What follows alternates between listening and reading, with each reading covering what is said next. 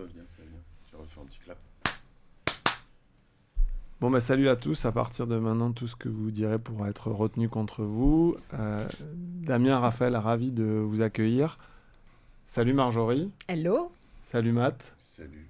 Donc on tourne un des premiers épisodes du podcast OVNI et on va parler aujourd'hui de l'aventure OPS1000 et aussi de vos parcours dans la tech avec vos deux portraits, Damien et Raph. Yeah. Marjorie, merci d'être là également Oh, bah, de pour rien. nous aider à apprendre, en tout cas moi, parce que Mathieu c'est un as, ce métier du podcast. Ouais, il est Je me pas suis dit convaincu. T'es pas convaincu par toi-même, c'est Si, non, mais- triste. non, mais alors, non, mais- Non, je suis convaincu par moi-même, mais je trouve ça élogieux, mais prétentieux, je sais pas, mais bon voilà. Mais je suis content de te retrouver, puisque nous, Moi ça aussi. fait quand même, on est des, Bah ouais. des vieux amis, quoi. Mais hein, tout voilà. à fait. Et puis de temps en temps, je suis venu chez toi, là tu viens chez nous, mais enfin. Ne disons pas tout. Voilà. Non, pardon, oui, dans des Mais dans des émissions de studios, télé, pardon, évidemment, évidemment. en studio. On ne se voit qu'en studio, nous. Et donc, pour interroger nos deux amis du jour, Damien et Raph, on s'est dit qu'on ne serait pas De trop. de trop. Sans une fille. Ok. À trois, Bon, mais je vois avec ça. Marjorie Merci. et Mathieu, et on va lancer comme ça.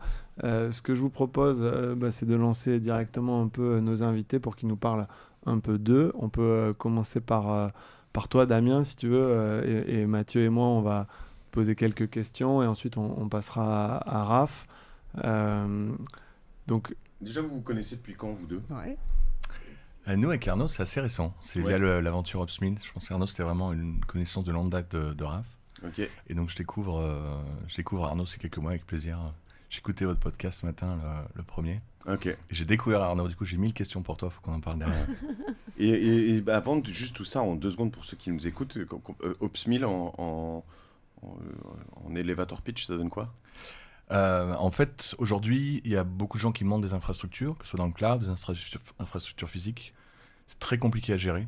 Tout le monde cherche à automatiser. Et aujourd'hui, il y a beaucoup d'efforts qui ont été autour des outils, mais très peu sur la gestion des données. Et en fait, quand on regarde dans différents environnements, que ce soit le monde des sales, par exemple, avec le CRM, si on ne gère pas les données proprement, on ne peut pas automatiser les process. Et donc, nous, aujourd'hui, on a identifié un gap et une solution pour mieux gérer ces données autour de la gestion d'infrastructures. Et donc, c'est ce qu'on est en train de développer à OPS1000. Voilà, parce Donc, qu'aujourd'hui, beaucoup de gens, c'est un peu de la bricole pour pouvoir faire ce que tout le monde fait dans le sales de manière automatisée. Dans l'infrastructure, ça reste quand même aujourd'hui qui est très disparate en termes de solutions. Donc ça veut dire pour un néophyte total comme moi, dans le cloud, tu vas balancer plein de données. Elles sont totalement désorganisées. J'avais en tête ces mots data lake, des choses comme ça. Et tu sais pas trop ni où les chercher, ni comment les utiliser. Vous allez m'aider là-dedans? Alors, c'est légèrement différent. C'est-à-dire qu'en fait, il y a toutes les données qui sont dans le cloud, Ouais. mais il y a toutes les données pour gérer ce cloud. C'est-à-dire qu'en fait, il faut Ok. monter ce data lake. Il y a énormément de composants qu'il faut configurer. Il faut s'assurer que tout fonctionne bien, les aspects de sécurité, s'assurer que tout communique. Et tous ces environnements à gérer aujourd'hui, c'est un très, très gros challenge. Ok. Et donc, nous, Donc c'est une ça. sorte de framework autour. Exactement, voilà. c'est exactement ça. T'as le cloud qui est la coquille, t'as une sous-coquille qui est en dessous et c'est vous. C'est ça. C'est un ça, peu. Ok. exactement. Et ce que j'aime bien dans ces exemples, c'est que ça va nous rappeler que pour faire de la data, pour faire de l'IA, il faut de l'infra. Ça rime, mais ça fait même plus que rimer. C'est la façon d'orchestrer en réalité l'ensemble de cet écosystème et se rappeler qu'encore une fois, sans fondation, une maison, elle ne peut absolument pas se bâtir. Et c'est tous les enjeux aujourd'hui, notamment de la France, de l'Europe, comme championne peut-être future, en effet, de ces datas, du meilleur de ces datas et surtout de l'IA. Donc en gros, sans UpMills, on n'est pas prêt d'y arriver. C'est ça l'idée. Ouais, tout à fait. C'est un peu le but, ouais. C'est pour ça qu'on s'est associés pour le faire. Et c'est vrai que l'arrivée de l'IA, on a vu une augmentation. Il y a quelques années, on voyait tout le monde un peu dire on va arrêter de maintenir nos propres infrastructures physiques et aller sur le cloud. Et avec l'arrivée de l'IA, on voit beaucoup de gens maintenant qui réalisent qu'il y a une grosse valeur ajoutée à aussi avoir son propre infra. Voilà. Après, nous, en soi, les solutions qu'on propose, elles fonctionnent que soit dans le cloud ou que soit dans le... Donc, les deux vagues sont intéressantes pour nous. Mais Et clairement, vous arrivez à vous plugger sur le meilleur des deux mondes, en fait. Exactement. Et alors, si je viens un peu sur toi, Damien, puisque c'était l'objet, pourquoi tu es legit dans le domaine? D'où est-ce que tu viens? Alors, moi, comme Raph, on vient tous les deux du monde des réseaux. Donc, moi, ça fait une vingtaine d'années que je suis dans ce domaine-là. Il y a une dizaine d'années, je suis parti aux Pas États-Unis. les réseaux sociaux, hein, les réseaux. Les réseaux, pardon, les réseaux Pas de communication. influenceuse, les bas-fonds influenceur. d'Internet. Voilà, c'est ça. Et il y a une dizaine d'années, je suis parti aux États-Unis et c'est là où j'ai vraiment mis le doigt dans l'automatisation de ces environnements-là. Donc ça fait une dizaine d'années que je suis vraiment super spécialisé là-dessus. Et j'ai fait l'occasion de travailler pour différents environnements. J'ai travaillé chez des constructeurs, donc le plus réseau. J'ai eu la chance de rejoindre une scale-up qui s'appelle Roblox aux États-Unis, qui est une très très grosse aujourd'hui scale-up. J'étais le premier. J'ai démarré l'équipe d'automatisation des infrastructures là-bas. Donc j'ai eu l'occasion de faire des choses assez sympas. Roblox, le jeu vidéo? Ouais, le jeu Ok, vidéo ouais. pour les ados. Ouais. Ok. Je suis arrivé au moment où c'était en mode hockey stick, comme on dit, une période assez incroyable.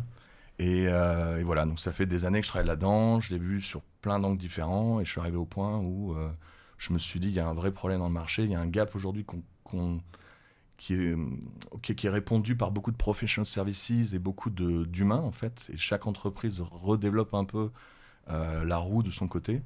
Et en fait, on a vu une opportunité. Raphaël, il en parlera. Lui, il l'avait vécu plutôt au monde où il crée aussi sa propre roue.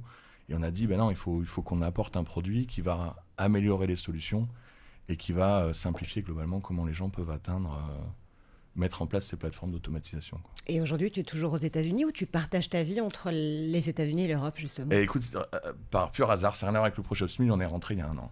Il y a un an, donc qui était globalement au même moment où on a lancé Opsmill, mais c'est vrai que finalement, c'était deux événements complètement séparés. C'est-à-dire qu'au final, après avoir travaillé aux États-Unis, moi j'étais aux États-Unis, j'avais la moitié de mon équipe qui était en France. J'ai toujours vu finalement comme soit France ou États-Unis, c'est maintenant qu'on travaille tous en remote, finalement il n'y a pas tellement de différence. Donc voilà, à un moment donné, je me suis dit, il faut qu'on lance ce projet-là. Et puis en parallèle avec ma famille, on s'est dit, il est temps de se rapprocher de nos familles respectives et de rentrer en Europe. Donc c'est plus en contexte personnel finalement qui fait l'occasion pour toi de pouvoir repartager ton temps entre les deux côtés de l'Atlantique et pas forcément une démarche comme on a pu le voir encore une fois dans le domaine de l'IA chez les jeunes ingés, 3 cofondateurs de Mistral qui se sont dit ok, on a fait nos gammes en France notamment et aux États-Unis, on a travaillé dans les meilleurs labos de Google, DeepMind et de Meta avec Fer et Llama et aujourd'hui on se dit non, il faut qu'on vienne en Europe, il faut qu'on revienne en France pour justement apporter toutes les briques pour mettre notre savoir et notre savoir-faire au service d'IA européenne et française. On n'était pas du tout dans cette démarche-là souveraine. C'était pas du tout ça. C'était probablement, même je savais que ça allait être beaucoup plus dur en revenant en France. Et j'ai eu la chance de rencontrer, on se connaissait depuis longtemps, mais en gros de pouvoir ensuite construire le projet avec Raph. Et je pense qu'il a apporté toute son expertise et son expérience dans le domaine, ce qui a rendu l'aventure, je pense, beaucoup plus facile, en tout cas, ou raisonnable en termes d'efforts en France, quoi. Et aujourd'hui, c'est une valeur, une étiquette, un argument de vente sur lequel vous avez aussi envie d'axer la proposition Opsmill, se dire que vous pouvez construire des briques, des infras au service de cet écosystème de l'IA européen, ou c'est encore une fois pas forcément la trajectoire que vous avez envie d'emprunter? Aujourd'hui, c'est pas vraiment la trajectoire qu'on prend. Moi, pour avoir, j'en parlerai après, pour avoir vendu ma société à des Américains, je reste persuadé qu'en Europe, on est meilleur que les Américains, mais on a moins d'argent. Et on a plus d'idées, on est beaucoup plus performant au niveau ingénierie. Par contre, maintenant, il faut savoir exécuter. Et je pense qu'on a vraiment une carte à jouer dans l'écosystème mondial, en fait, de l'infrastructure de l'IA. Il faut juste qu'on s'en donne les moyens. Donc en France, on n'a plus pétrole, ça de toute façon, on n'en avait pas déjà au départ, et puis on n'en aura plus tout court dans le monde entier avec les derniers accords de la COP28. Mais surtout, on a des idées, on a des datas, c'est ça qu'il faut mettre en avant. On a surtout les cerveaux. Pour moi, on a surtout les cerveaux, et en fait, de mon point de vue et de mon expérience, on est beaucoup plus efficace quand on exécute des projets, en fait. Et ça, c'est pas juste un claim que tu as, je veux dire... évidemment, tu vois, on fantasme Harvard, Yale, Stanford, se dire, Princeton, enfin, quand même, tu vois, en termes de tech et ils sont plus, ils ont notamment une approche de l'excellence aux États-Unis, au niveau même international, parce qu'ils attirent des cerveaux qui est quand même pas rien. Ce que tu dis, moi j'ai envie d'y croire, évidemment, hein, tu vois. Mais quand on finance un startup, il a allez go cocorico, mais quelque part, est-ce que c'est vrai? Alors quand on finance en startup pendant que tu fais tes études et que tu sais que tu auras des angels ou des VC qui vont te claquer directement 2, 3, 4 millions alors que tu n'as pas fini ton diplôme et qu'en fait on s'en fiche, c'est pas du tout la même chose en France. En France, pour lever de l'argent, c'est beaucoup plus complexe et c'est beaucoup plus lent.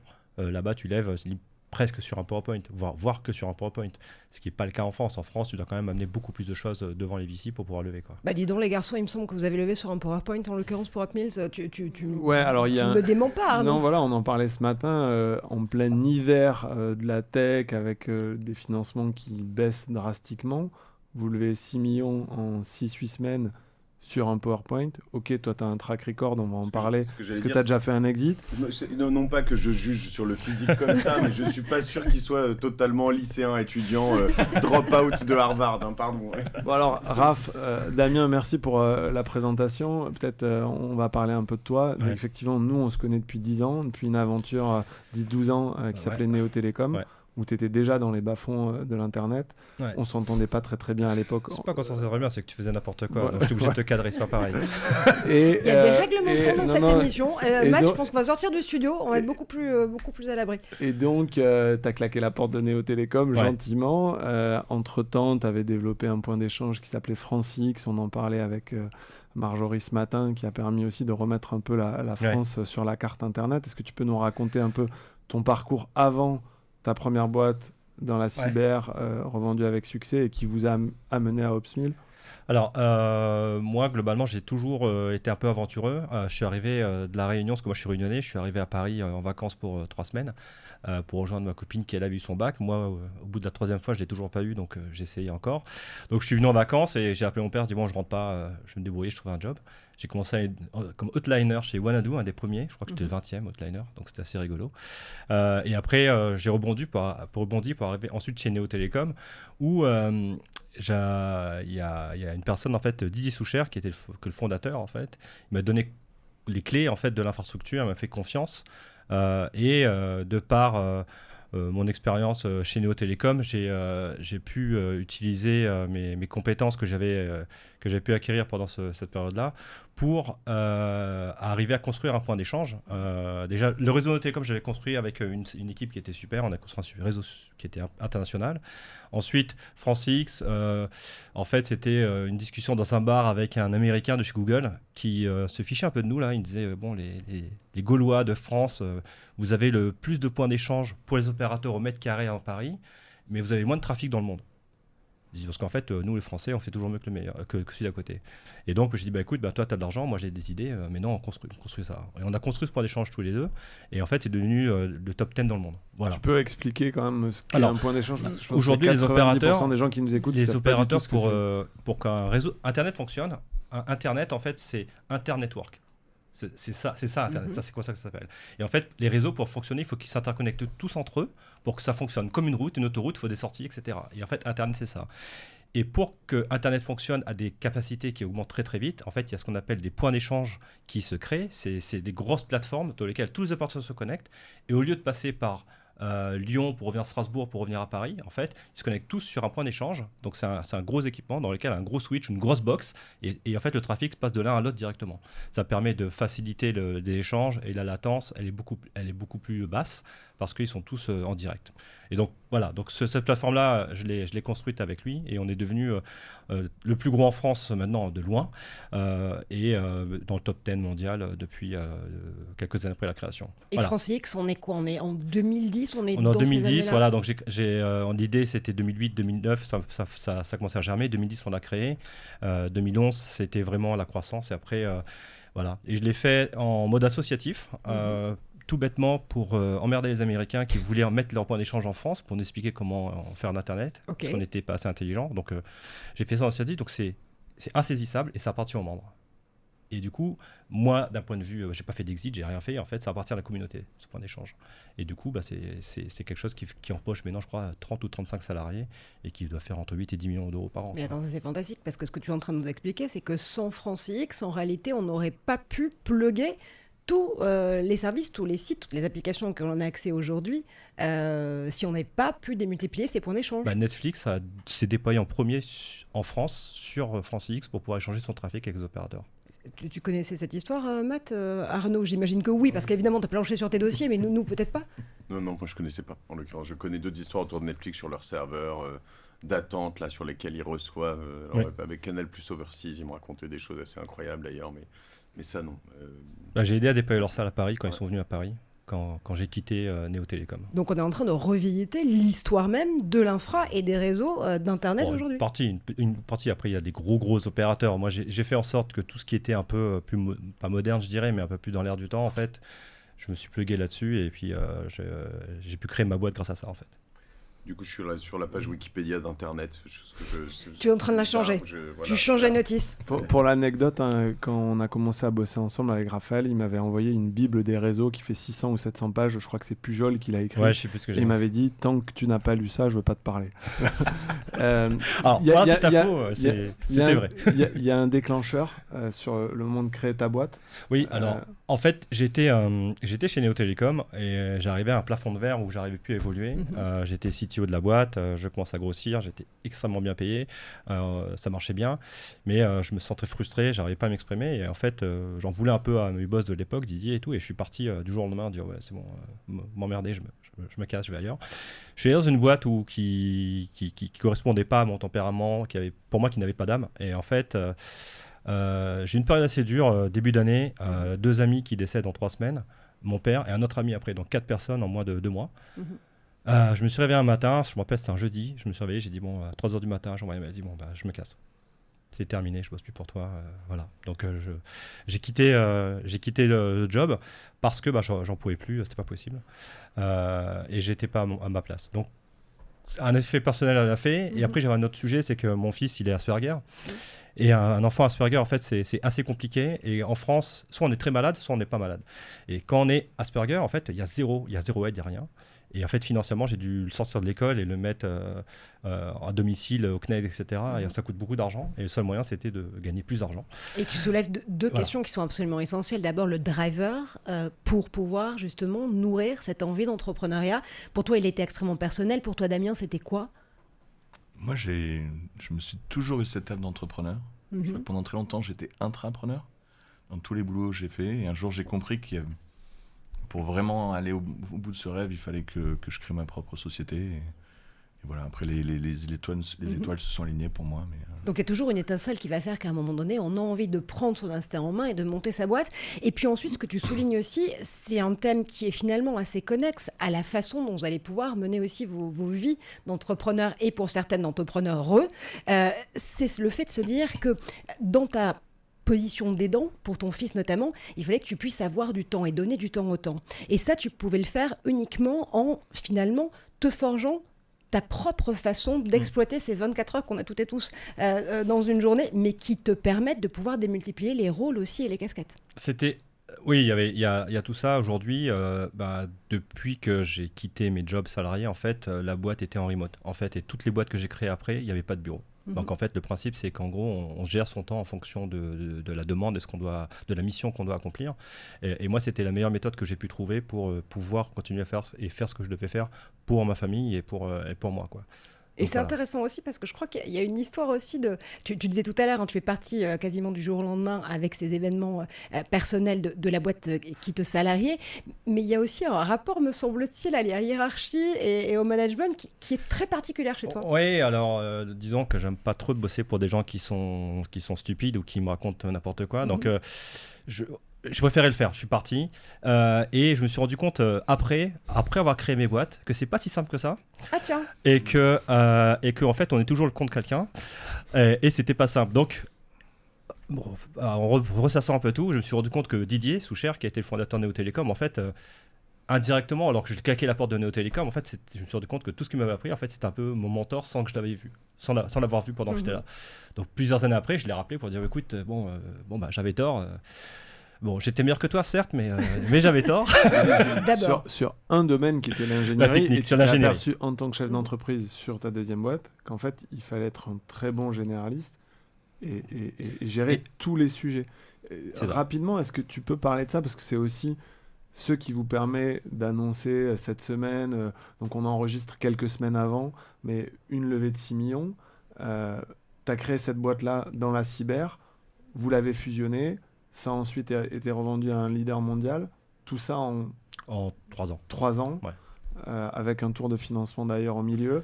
Raconte-nous ça et ensuite on bascule sur Upskill qui est votre projet et un peu le sujet. Mon ancien cofondateur Benjamin, on a créé une société en France. On a levé de l'argent en France sur de la cybersécurité. Donc on faisait de la protection d'infrastructures, la protection contre les attaques par déni de service. Donc on a créé cette société-là. On a levé de l'argent en France avec 3 fonds d'investissement. C'était en juillet, on a levé en juillet, on a fusionné avec une boîte américaine en janvier Et on a vendu, juste avant le Covid, on a vendu la société. Donc on a fait une levée en 5 millions en France, on a fait une levée de 70 millions aux US et on a vendu à 500 millions après. Voilà, donc tout ça en l'espace de 3 ans, on a fait tout ça, sachant que nous, on a créé la R&D pendant 3 ans en France. Voilà. Donc ça, c'était extrêmement rapide, parce qu'en fait, encore une fois, hein, la moitié du staff était européen, donc on était meilleurs, quoi. Une histoire dont ni Mathieu ni Marjorie n'avaient entendu parler jusqu'à aujourd'hui. Absolument pas. Non, c'est vrai. Et, mais ce qui est en fait évidemment intéressant et difficile, c'est que tu vois, ce matin, je tourne un épisode avec Nicolas Schweitzer qui fait du jambon végétal. Et c'est quand même beaucoup plus sexy que votre truc. Non, mais je dis ça en rigolant. Même le jambon je dis ça en végétal. rigolant, mais non, mais c'est pas que très sexy, bon, c'est que c'est compliqué. C'est-à-dire que évidemment, tu vois, le déni de service. J'étais en train de me dire, est-ce que c'est DDoS, c'est pareil. Ouais, c'est ça, Absolument. Ça reste un truc que. Évidemment, qui est assez virtuel, qui ne nous concerne pas tous les jours, qui est très... et les infras dont vous parlez, et Ops1000, tu vois, j'ai compris vaguement ce que vous faisiez, tu vois, mais... et je comprends l'importance de tout ça, évidemment, hein, tu vois, et c'est vital pour nous, mais c'est vrai que c'est ça qui est difficile, en fait, dans ces business, et c'est là où c'est intéressant aussi de s'y intéresser en termes d'investissement, parce qu'il y a énormément de choses. Pardon, tu allais dire... Ouais. Je disais, je pense que c'est les métiers de l'ombre. Moi, quand mon fils, il me demande, papa, qu'est-ce que je dis à mes copains ? Tu me demandes ce que tu fais à l'école, je dis, tu leur dis que je fais tourner l'Internet. C'est pas vrai, je suis pas le seul. Mais globalement, ce qu'on fait, ça permet, ce que faisait Raphaël avec le DDoS, ça fait que demain, tu peux aller sur un site de e-commerce au milieu des fêtes de Noël et acheter tes achats de Noël. S'il n'y avait pas une solution d'anti-DDoS, tu peux être sûr que le site il serait down. Si nous, on n'avait pas ce qu'on faisait, si les gens n'étaient pas capables d'automatiser, tu pourrais pas regarder Netflix, tu pourrais pas regarder TF1. Et tous les services aujourd'hui qu'on consomme, ils marcheraient pas sans ce qu'on fait. Et donc, de ce point de vue-là, je pense qu'on a quand même un impact. En tout cas, c'est ce que je me dis tous les matins. En fait, votre job, c'est d'être Guardian of the Galaxy, mais Guardian d'Internet. Et sauf que, pour le coup, il n'y a pas de bande-son, il n'y a pas de soundtrack plus sympa. Et vous le faites tous les jours et vous aidez justement l'ensemble des PME, des ETI, mais même des particuliers. Toi et moi, quand on est internaute, si on n'avait pas en effet ces systèmes-là pour nous défendre, on pourrait être attaqué en permanence. Et aujourd'hui, à un moment où en plus la cyber est un sujet majeur, est un sujet stratégique pour toutes les entreprises, et on rappelle à chaque fois le fait qu'il faut investir évidemment en matière de cybersécurité, c'est absolument fondamental de se remettre en tête qu'il y a en effet derrière ces algos, derrière justement ces infras de défense, de vrais êtres humains qui ont pensé justement à pouvoir les concevoir. Il y a toute l'industrie du network, de l'infrastructure. On rigole souvent que les ingénieurs réseau dans des entreprises, on pense jamais à eux sauf quand ça tombe par terre. Et dès que ça tombe par terre, tout le monde leur crie dessus. Mais quand on arrive à se connecter tous les jours et qu'on arrive à avoir des temps de réponse, personne ne va les voir pour leur dire merci. Donc, j'ai toujours l'impression d'être un peu sous-valorisé. On peut leur dire merci, tiens, aujourd'hui. Merci. Bravo. Est-ce que le gardien de but, quoi. Est-ce que Marjorie, tu te ça. souviens, en tant que journaliste tech, la première fois que tu as entendu parler de DDoS ? Alors oui, parce que alors pour le coup, c'est la minute nerd. Voilà, j'ai deux passion régulation et passion cyber. Donc c'est vrai que la cyber, pour le coup, c'est des enjeux absolument, encore une fois, fondamentaux et stratégiques. On peut évidemment le voir par des prismes beaucoup plus géopolitiques, par des cybermafias, tout ce qui est en train de tous les événements qu'on est en train de vivre depuis le tout début des années 2020 jusqu'à ceux qui vont nous apporter à la fin de cette décennie. Il faut les voir sous le prisme justement de la cyber. La première fois où moi j'ai commencé à toucher un petit peu à cette matière-là, c'était justement par des attaques assez retentissantes ou par des virus aussi concoctés par des cyberarmées pour aller attaquer d'autres gouvernements. Et encore une fois, c'est absolument fondamental parce que tel côté très Black Mirror et fantasmagorique, et on peut le dire sur un grand nombre de sujets tech par ailleurs, mais tu as le côté des angles où on va avoir l'impression d'entrer dans une dystopie cyber, et puis il y a quand même une vraie réalité où parfois, encore une fois en matière de tech, la réalité elle est parfois au milieu et elle est du côté du pragmatisme, c'est-à-dire qu'aujourd'hui, encore une fois, toutes les entreprises sont attaquées chaque jour par des tentatives d'attaque de données de service ou par du phishing ou par énormément d'autres types d'attaques qui peuvent être beaucoup plus sophistiquées. Et c'est fondamental de se dire que, encore une fois, c'est de l'ordre du réflexe aujourd'hui. La cyber, ça doit être intégré à toute stratégie de toute entreprise, comme l'IA, comme la RSE, ça fait partie d'un nouveau réflexe. Il y a des notes aux US en fonction de la réponse aux attaques mais que les boîtes, en fait, ils ont vu. Les boîtes qui sont fait attaquer, qui ont fait une bonne réponse à la presse et qui ont dit ce qu'ils vont faire, même s'ils ont été attaqués, en fait, leur cours de bourse, elle augmente. Oui, par ailleurs, je rappelle que c'est aussi désormais dans la logique de la régulation. Avec le RGPD européen est aussi arrivée l'obligation de déclarer ses failles de sécurité auprès du régulateur et auprès des États membres. Alors, je ne sais pas combien d'entreprises le font pour de vrai, parce qu'il y a aussi un enjeu réputationnel qui est absolument faramineux autour d'une attaque cyber, mais encore une fois, c'est comme se brosser les dents, se préparer à une stratégie cyber, c'est fondamental. Et si on revient à votre métier actuel, j'arrive pas à mesurer à quel point c'est un défi technologique. Quelles sont les différences entre ce que va proposer OPS1000 et ce qui est proposé par d'autres, par des Américains? Est-ce qu'il y a une nécessité de souveraineté aussi, ce que tu disais tout à l'heure?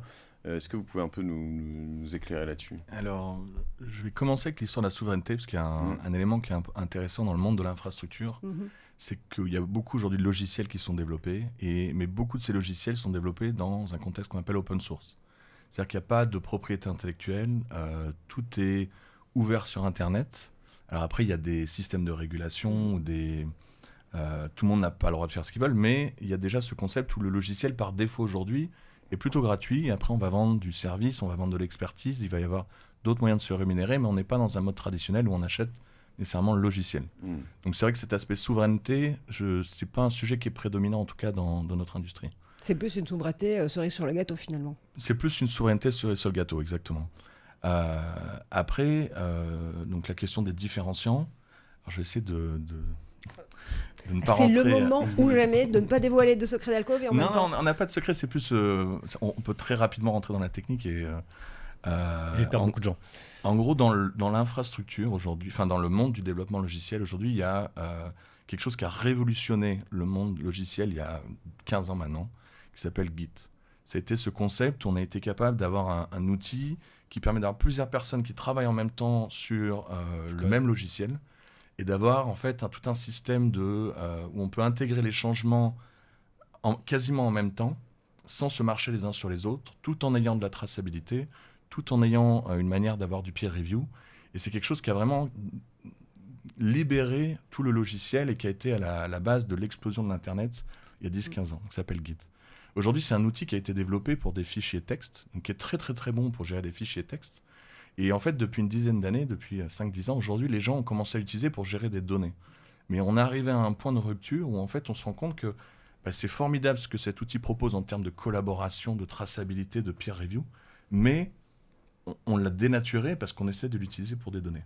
Et l'une des idées fondamentales de ce qu'on fait nous, c'est qu'on dit ok, on veut réutiliser ces concepts d'isolation de versions de travail, de peer review, de choses comme ça, mais on veut mettre ça dans un environnement où on a des vraies bases de données, avec un vrai schéma, avec une vraie interface pour les interroger, qui permettent de construire des applications beaucoup plus avancées, beaucoup plus évoluées.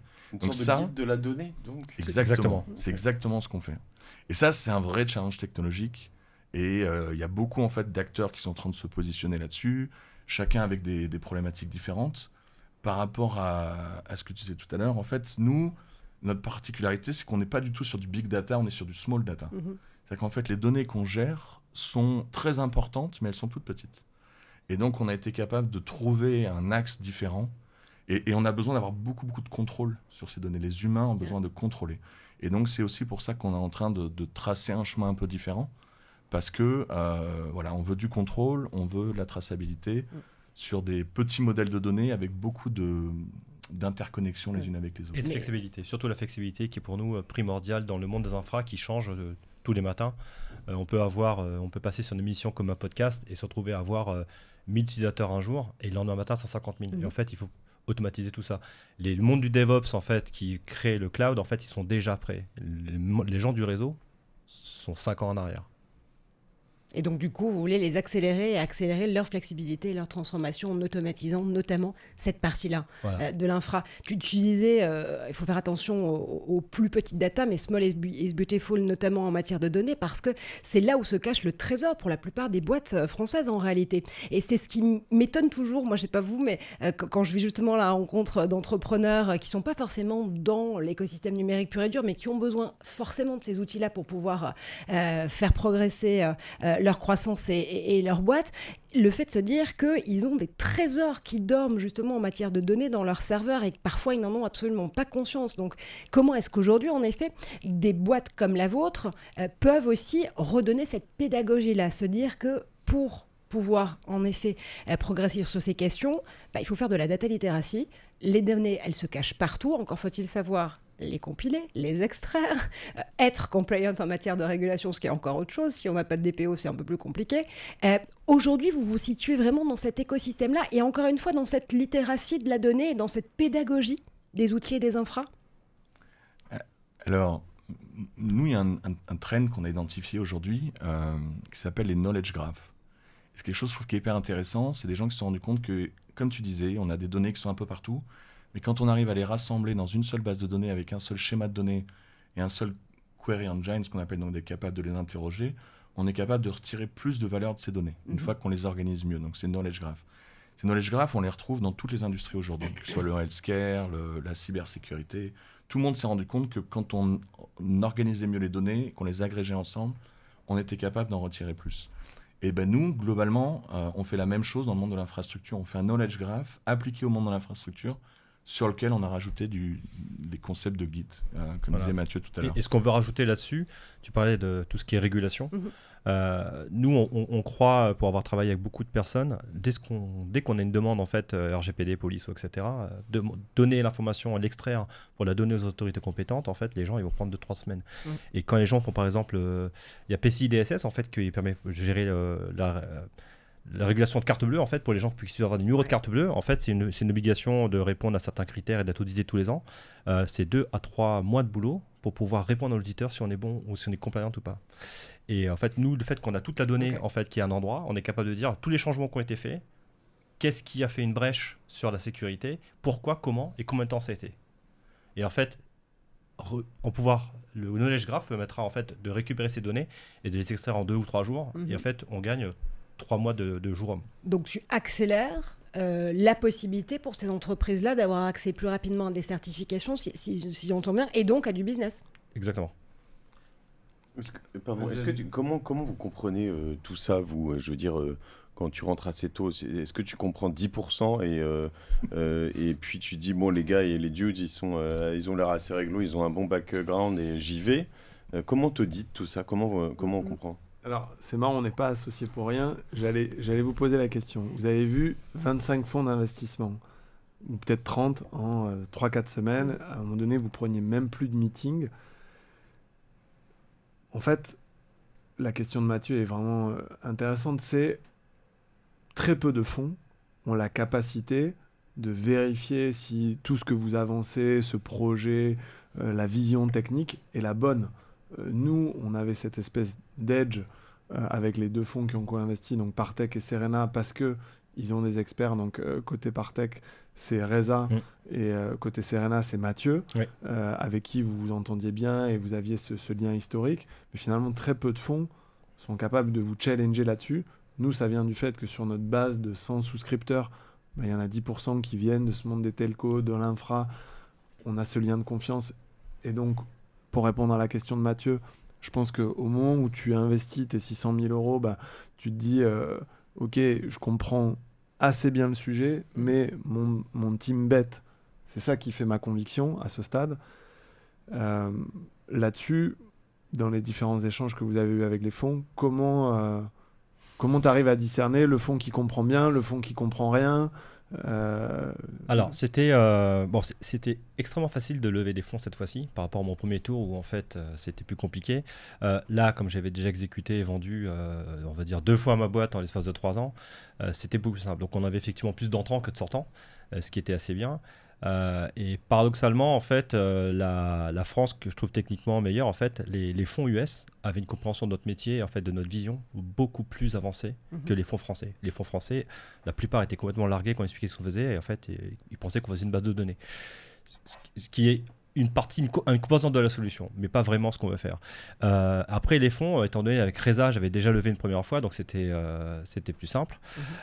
Et en fait, le pitch qu'on a fait avec les 2 fonds, c'était vraiment un coup c'est surtout le feeling en fait qui a fait qu'on a signé avec eux plutôt qu'avec d'autres. On avait d'autres fonds qui voulaient prendre 100% du tour, mais nous, ce qui nous intéresse en fait, c'est l'expérience des gens qui en travaillent. Et c'est le réseau. Donc c'est ça le plus intéressant. Et on a préféré lever en France pour le premier tour. Quitte à faire une série A potentiellement France-US parce qu'en fait on voulait être proche des gens, on voulait pouvoir communiquer et globalement on était Mathieu était un ancien entrepreneur, donc c'est ça qui nous a aidé à expliquer ce qu'on faisait, etc. Reza, je le connais, il était chez VMware, chez Cumulus, etc. Donc ça a été relativement facile.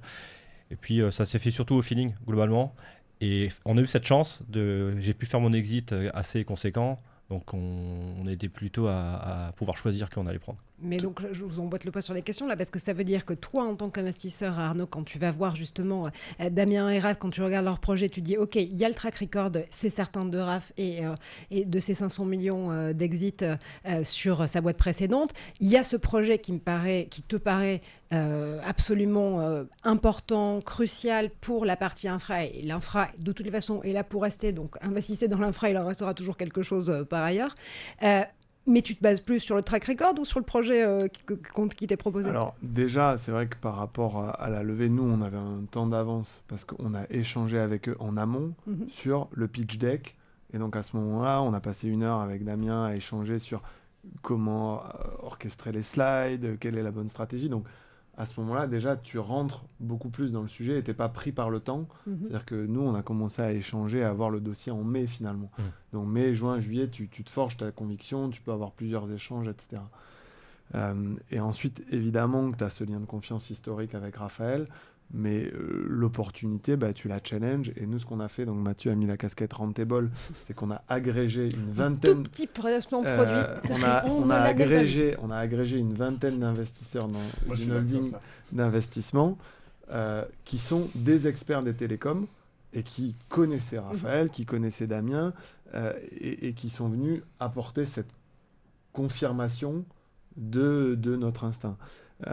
Et Damien, moi je voulais te rebondir là-dessus, c'est pas pour éluder la réponse ou botter en touche, mais toi c'était ta première levée de fonds, t'avais jamais vécu ça, c'est un moment où il y a pas mal de pression jusqu'à la signature, le débouclage du deal, etc. Comment tu l'as vécu? Quels conseils tu peux donner aux autres entrepreneurs qui vont nous écouter demain et qui vont vouloir lever des fonds? À part contacter OVNI. S'ils sont là, normalement, c'est qu'ils ont l'adresse. Écoute, tu me donnes l'opportunité en or de remettre les choses au clair. Honnêtement, je pense que d'avoir Raph à mes côtés, ça a complètement changé l'expérience. J'avais essayé de lever des fonds avant de m'associer avec Raph. Effectivement, je m'étais pris les portes fermées. Le fait déjà qu'on ait directement la possibilité de discuter avec les gens, ça change complètement la dynamique. Donc, je pense que je l'ai vécu vraiment d'un point de vue qui n'est pas commun. Si j'avais des conseils, entourez-vous. Ouais, entourez-vous de gens qui l'ont fait. C'est un monde qui est tellement spécifique. Je pense qu'il y a pas mal de gens qui aujourd'hui qui pourraient aider, mais sinon associez-vous avec quelqu'un qui l'a déjà fait. Ça a une valeur énorme, quoi. Je suis quelqu'un d'assez basique, vous savez, j'aime bien quand on m'explique les choses. 6 millions aujourd'hui, ça va vous servir à quoi exactement? À embaucher combien de talents, à aller chercher quel type de marché, à développer quel type de produit? C'est 6 millions et c'est normal d'avoir besoin de cash pour le brûler au début d'une aventure entrepreneuriale comme celle-là, où on a besoin vraiment de pouvoir construire aussi du produit sur ces infra et sur UpMills. Mais concrètement, ça sert à quoi? Alors, ça sert à embaucher des talents. Globalement, aujourd'hui, on est déjà 14. En fait, on a levé 6 en equity et 2 en dette. Donc, on est à 8 en levée. On a embauché des gens partout en Europe. On en a 3 aux US. On va continuer à grossir. On a embauché hier soir à 23h quelqu'un en UK. Donc voilà, donc le but c'est embaucher... L'investisseur est heureux de le savoir. Voilà, donc on a embauché des gens un peu partout sur la planète et notre but c'est de recruter des talents pour pouvoir construire la meilleure solution, pour pouvoir la vendre aux entreprises. Globalement, notre but c'est ça, les opérateurs et entreprises. Et globalement, ça se fait pas sans des talents. C'est principalement ça. On n'aura pas beaucoup d'infra, parce qu'aujourd'hui, quand on lève de l'argent, on a la chance d'avoir des crédits chez les cloud providers. Donc, en fait, ça ne va pas nous coûter grand-chose la première année. Mais en fait, on prépare la phase 2, qui est, du coup, il faut être prêt pour pouvoir aller chercher plus gros en termes de clients et en termes de levée de fonds. Voilà où on est. Et ces talents, ils viennent de où? Parce que vendre des choses aussi techniques, ça doit être compliqué quand même. Quand il y a des très bons sales, je veux dire, quand tu es là-dedans, où est-ce que tu les trouves? Moi, j'en connais plein qui viennent de chez Google, qui viennent de chez Amazon, ce sont des sales qui vendent par exemple de la pub ou qui vendent des choses comme ça. Ça peut être les mêmes ou ça doit vraiment être des gens qui ont un Vas-y. Bon, les bons sales, en fait, c'est ceux, dans notre métier, c'est ceux qui ont fait de la technique avant, qui ont un background ingénieur, la plupart. Comme toi, Damien. Ouais, par exemple. Après, aujourd'hui, on n'a pas encore de sales. Aujourd'hui, on C'est a nous deux, en fait. des équipes de software développeurs, des équipes d'automation engineers, des équipes... ça, après, on les connaît par nos réseaux, parce c'est un pool de ressources qui est assez limité. Il y a des gens qui font ça... Ouais, parce que l'expérience, c'est de me dire, dans ces métiers-là, le sales, un peu trop sales, qui comprend pas bien ce qu'il dit, il se fait vite dégager, genre on le déteste quand même. Tu veux dire quoi, il y a le bon sales et le Non, mauvais mais il y sales. a des Alors, le bons bon sales, sales, c'est le mais sales non, IA. mais et- tu Tu vois, en moi tout cas, j'arriverais là-dedans en disant salut, tu vois, mais on comprend à moitié le machin. Je pense que je vois un peu le Ah, genre mais tu deviens ambassadeur de la solution que tu es en train de Ouais, proposer, ouais. en effet, donc il faut Après- la comprendre. Après, moi, j'ai démarré ma carrière en ce qu'on appelle chez nous des pre-sales, donc Ouais. c'est des sales techniques. Et au final, c'est un rôle qui est hyper important aujourd'hui dans notre industrie, et c'est quasi souvent eux qui portent la moitié de la relation commerciale et du deal. Alors, il y a aussi des sales purs sur les négos de contrat, les négos financières, les choses comme ça. Mais les pre-sales sont hyper importants. Et moi, je sais que j'ai commencé là, et après, j'ai fait un shift vers la partie engineering et construire des produits. Mais Moi, j'ai fait l'inverse. J'ai commencé dans la tech pure et maintenant, à la fin, quand tu deviens CTO d'une boîte qui a plusieurs centaines de gars sous toi, globalement, tu deviens incompétent presque. Est-ce que vous vous traînez en sales? Est-ce que vous avez fait des sales training, je parle des boîtes qui font ça? Non, Faut aujourd'hui. faut Alors, absolument le faire. Faut absolument. Moi, le plus meilleur sales que je connais, c'est Michael Benabou, qui est cofondateur de VP. Il dit, moi, mon secret, c'est que j'ai passé ma vie à me parler de Crotamer. Moi, nous, on utilise une boîte qui s'appelle Jab, qui est pas très loin d'ici, JAB. On a refait traîner tous les execs et voilà, et c'est vraiment extraordinaire. Je pense. ouais, bon, on moi, je regardera. le recommande Aujourd'hui, on vite. est vraiment un background super technique. Hmm. Et en fait, il y a toujours le clivage sales tech. Après, les meilleurs vendeurs, ça reste les fondeurs, quoi. C'est aujourd'hui, c'est comme ça que ça marche. Moi, jusqu'à temps qu'on vende la boîte, j'avais encore 80% du chiffre qui dépendait de moi, quoi. Jusqu'à la vente. Et ça, il faut réussir à Ça, il faut réussir à scaler de côté. Exactement. Est-ce que, Marjorie, c'est notre premier podcast ensemble. Est-ce que tu es contente d'être venue écouter ces entrepreneurs qui ont fait l'Internet? Ce matin, tu avais plein de questions quand on préparait un peu le podcast. Est-ce que tu as appris des trucs? Est-ce que tu as encore 1000 questions et malheureusement le temps est compté On a toujours voilà. 1000 questions, c'est l'histoire de la vie, il faut toujours avoir 1000 questions, notamment pour ces entrepreneurs-là, parce que c'est encore une fois, moi je peux en télé ou dans d'autres types d'émissions ou sur scène avoir des angles qui vont encore être du côté du Black Mirror ou du tech-optimisme à tout crin. Il y a un moment où en fait, si on met pas les mains dans le cambouis avec ces entrepreneurs-là, si on n'essaie pas de comprendre comment justement sont fabriqués ces outils, ces infras-là, on peut continuer à raconter beaucoup de bêtises. Et la vérité, je le redis, en matière de technologie, elle se situe souvent au milieu, c'est-à-dire du côté du pragmatisme. Et ça fait du bien d'entendre parfois la façon dont, en effet, ces créateurs et ces créatrices-là, tous les jours se confrontent à des sujets, à des problématiques, et essaient de craquer et trouver des solutions pour pouvoir y parvenir. Et c'est pas parce que c'est de l'infra et que c'est de l'invisible, c'est les gardiennes de l'Internet, que pour autant, il ne faut pas les rendre visibles. Parce que sans eux, il n'y a pas tout ce qu'on est en train de faire ici. Il n'y a pas de podcast, il n'y a pas d'image, il n'y a pas de son, et surtout, il n'y a pas de business. Exactement. Bon, c'est pas mal comme mot de la fin. Je te le propose. Les garçons, Raph, Damien, un petit mot à dire aux gens qui vont nous écouter et qui vont, après la vague d'annonces dans la presse, entendre parler de vous sur cette levée de fonds. Peut-être, je sais pas, votre mot de la fin à vous après 45 minutes ensemble. Damien, toi, tu me disais que tu écoutais Mathieu. Première fois que tu le rencontres, c'est ça? Ouais, tout à fait. Qu'est-ce que tu retiens de cet épisode ensemble? Super expérience. Le studio est bien plus petit que j'aurais imaginé. C'est marrant, les caméras qui déforment. Mais non, globalement, super expérience. Et pour les gens qui nous écoutent, intéressez-vous au monde de l'infra. Je pense qu'il y a des choses super intéressantes. Vous en avez probablement chez vous. Il y a probablement des problèmes d'automatisation. Passez-nous un coup de fil. Ravi de discuter avec vous et de voir comment on peut avancer ensemble. Et Raph, est-ce que ce podcast nous réconcilie un peu? Bon, disons que oui, tous les deux, on a évolué beaucoup depuis. On a fait les erreurs qu'il fallait faire quand on était jeune. Et sur ce sujet, d'ailleurs, il faut faire des erreurs. Ce que je dirais aux entrepreneurs, c'est en prenant des risques, en faisant des erreurs, que vous allez apprendre. Sans faire d'erreurs, on n'apprend pas. Et en fait, ce qu'on dit, hein, la vie, elle vous donne pas ce que vous voulez, en fait. Elle vous donne c'est ce que vous allez chercher, ce que vous méritez. Et c'est un peu ça. Donc aujourd'hui, pour le fait d'avoir exécuté, d'avoir travaillé comme un damné pendant plusieurs années, d'avoir un objectif, l'objectif c'est plus important. Il y en a plein qui montent des boîtes avec l'objectif de vendre. Et l'objectif de vendre, c'est pas une fin en soi. L'objectif pour nous, c'est de créer avant tout, de changer une industrie. Et en fait, c'est ce que vraiment qu'on veut. On veut arriver à un moment où en fait, on a créé ce mouvement sur l'infrastructure réseau, d'amener quelque chose qui n'existe pas aujourd'hui et d'être les pionniers. Voilà. Ce que j'ai fait avec FranceX, on est devenu le plus gros et le pionnier en fait des points d'échange fédérés. Et avec Acorus, qu'à l'époque qu'on a créé, on était le plus gros opérateur de protection des DOS en France, non des Tier 1 américains, etc. On était le plus gros. Et on était aujourd'hui, les gens après, quand nous on a vendu, ils disent en fait il y avait Acorus et les autres. Donc peut-être merci Raph pour ce partage. Et Marjorie, moi la première fois que j'ai entendu parler de DDoS, c'était Adopi et Charlie Hebdo qui se faisaient attaquer, leur site web se faisait défoncer. Absolument. Donc c'est à ce moment-là que j'ai compris que Internet ça pouvait être aussi une arme. Voilà. Donc moi ça remonte à... C'était derrière mon réseau à l'époque. Exactement, plus d'une dizaine d'années. Et là tu l'as pas engueulé. Là je travaillais. Donc merci à tous, à tous les gens qui vont nous écouter. Ravi de vous avoir avec nous dans ce podcast. N'hésitez pas à partager autour de vous, vous abonner à nos newsletters et puis à très bientôt pour un nouvel épisode. On va libérer Marjorie. Merci mille fois d'être venue me prêter main forte et me faire bénéficier de toute ton expertise dans ce métier de journaliste de la tech. Attention, à très bientôt. J'ai 150 ans d'un coup dans ce...